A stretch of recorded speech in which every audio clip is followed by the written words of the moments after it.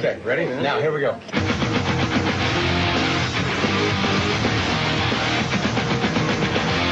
We're just four guys playing rock and roll music. I get to be that guy for, well, if this is our 15 minutes of fame, I get to be that guy for 15 minutes. It really, truly is the epitome of the dream come true.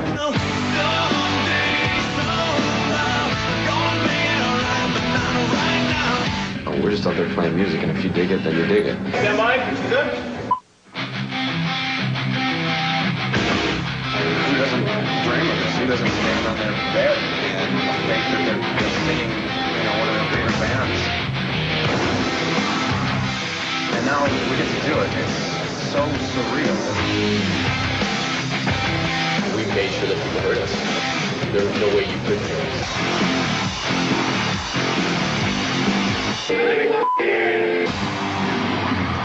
The traveling sideshow of Nickelback started in 1996. Define the music. I call it groove rock. Definitely, it's just sort of heavy rock and roll, but high energy rock. Groove rock. We're all from small town, in Alberta. And I've known my brother for a while. That joke's getting old. It is getting old. I gotta get a new joke. Very stale. Yeah. I've known my brother for a while. That's a bad joke. Well, there was only 3,000 people in the town of Alberta. And so as soon as anybody even got a guitar for Christmas, in 15 minutes, everyone else knew. I remember when you guys came over and checked me out when I got my new guitar, and they're like, well, can you play it? Can you finger tap? So we were on the west end of town. He's in the east end of town, and we could hear him playing. Yeah. So different talents. Family had very much musical roots. Our mother was really tough on getting us on the piano lessons at an early age, which, totally hated. My mom and my dad were both very supportive right from the get-go. We stopped in at Edmonton, and my dad gets on the bus, and now my dad wants to drive the bus. And I think a lot of parents, as soon as someone gets a set of drums or a guitar, it's just like, oh, God, I got to put up with noise until they move out of the house, and then I have to worry about them traveling down this awful career choice. I remember calling home one time, and I was like, you know what, I think I'm going to come home. I don't know, I don't think I can do this anymore. And most parents would be like, oh, thank God, now you can work on the family business or whatever it is. And I didn't get that at all. And the support that we got from home was just like, everyone wanted to see us make it. All the sands and line of dirt from long days in the field. The minute I pick up a guitar and you play anything that makes someone sit there and go, wow, that's pretty good, and they're entertained. Instantly, you've done something that has made someone else feel better. At that point, you're just like, okay, I got to do this, because that's the best feeling in the world. I live not too far from Main Street, and I can just crank up my amp outside and play like the 6 chords I knew how to play, and one Metallica song. There's a club in Edmonton called Rock Central Station. Metallica had told everybody that they were going to go there, and we didn't really think that they truly would. And I think literally my jaw was on the floor. I was just like, oh my God, I can't believe James Hetfield is standing right over there. And he looked over, he looked right at me, and he was drinking a Heineken, and he just went to take a drink and looked over at me, and he kind of did like one of those, and then had a drink, and I swear to God, that one little stupid head nod must have changed my life. I started playing the guitar when I was in high school. We played our high school dances, and we played cover songs. I moved up from a small town, and that was playing music was kind of my ticket out of the town. From my point of view, I saw this as kind of a nice way out. We went to Vancouver, record the songs. Why here? Why not go back east? One thing was the closest, and we had some friends out here when we first came in to do our first EP. It just seemed like a good place to start.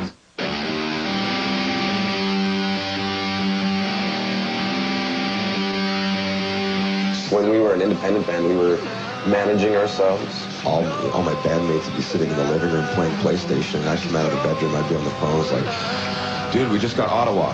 They just started playing us 12 times a week. They're like, good. You have to find out the steps you have to take, and you just get out there and do them, just like any business. Yeah. From then on, it was a do-it-yourself project. How do they get a hold of yours? All the record stores across Canada. Nationwide, you guys. What's it called? It's called Curb. The band is called Nickelback. Never made it as a wise man. I couldn't cut it as a poor man stealing.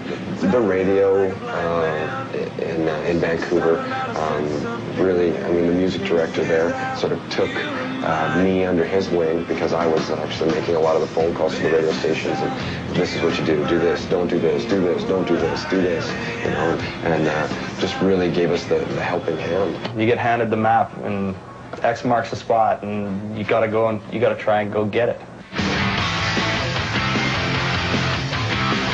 Got picked up by Roadrunner Records after we sold probably 10,000 copies in Canada on our own. That, you know, we told them that we sold 10,000 copies when we really only sold 8.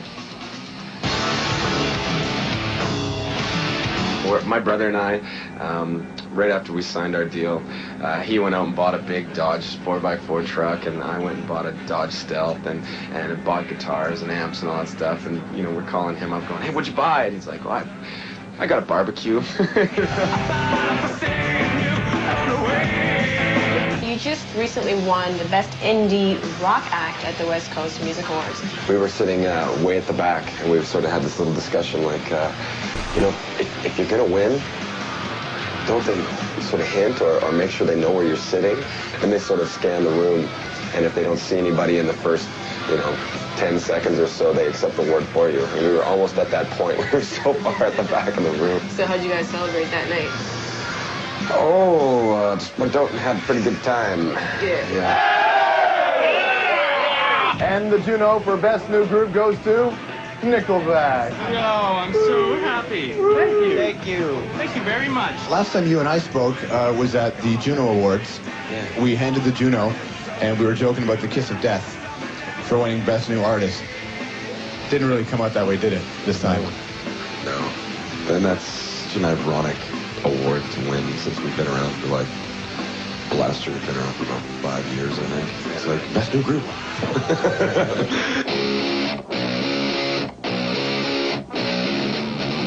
I always believed in this band in the beginning, and I thought at one point it could have fallen to pieces. Basically because of money. Their lack of. Unfortunately, money's a big reason why all bands sink.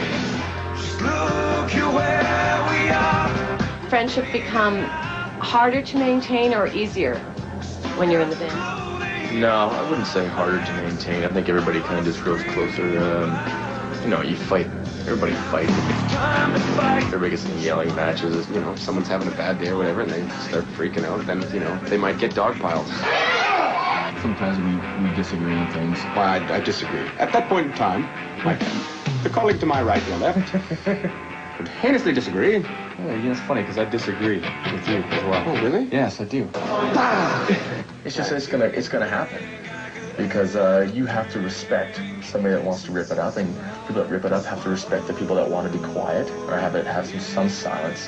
Yesterday, the guys were kind of mad at me because I partied a little too hard the night before.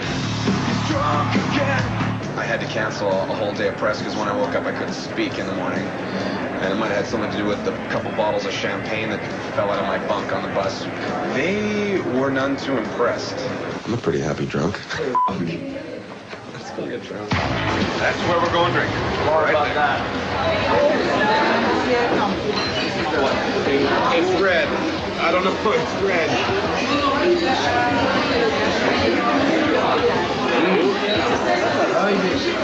It tastes like cough syrup. It's really good. Well, no. You gotta have some extreme chaos. Absolutely.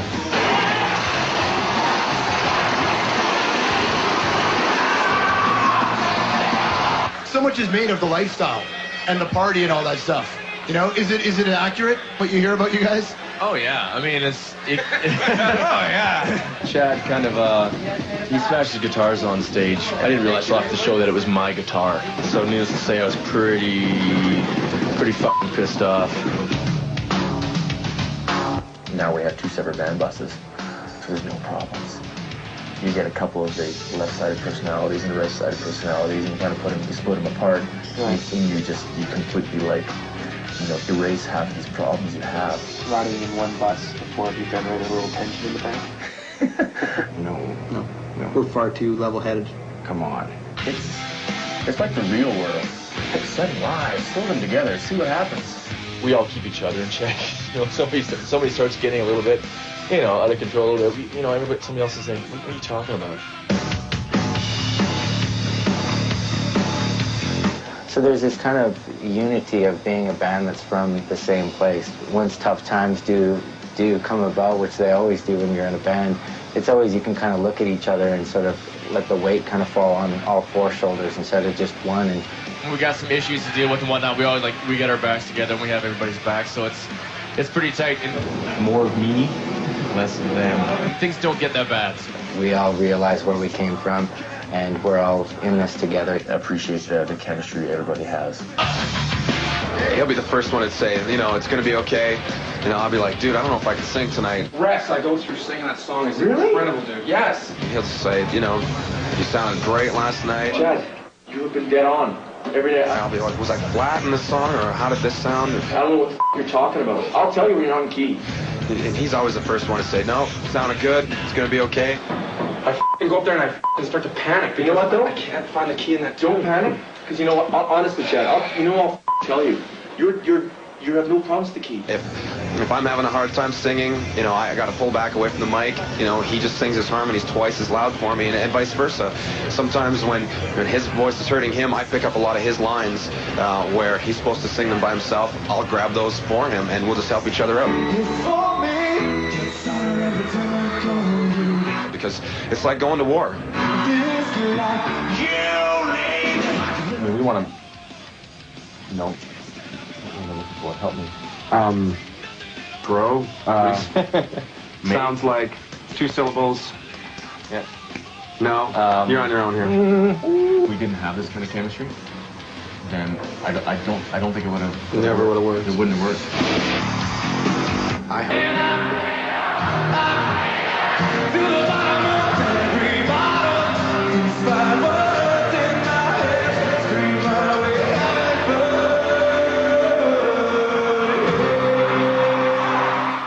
I had no clue I was gonna be right here.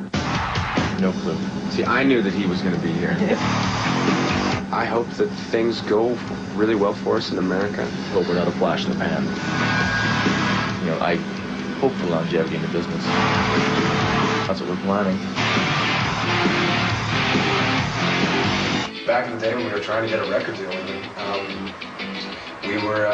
we just kept writing rock and roll songs. I just used to say that we weren't the kind of band that a lot of people wanted to hear at that point in time. And we just kept doing the same thing we were doing. And then all of a sudden everyone's like, rock, we want rock. And so then we got a record deal, we sold lots of records. We were given an opportunity on a large scale at a point in our career when it was crucial. And we made sure that people heard us. There was no way you couldn't hear us.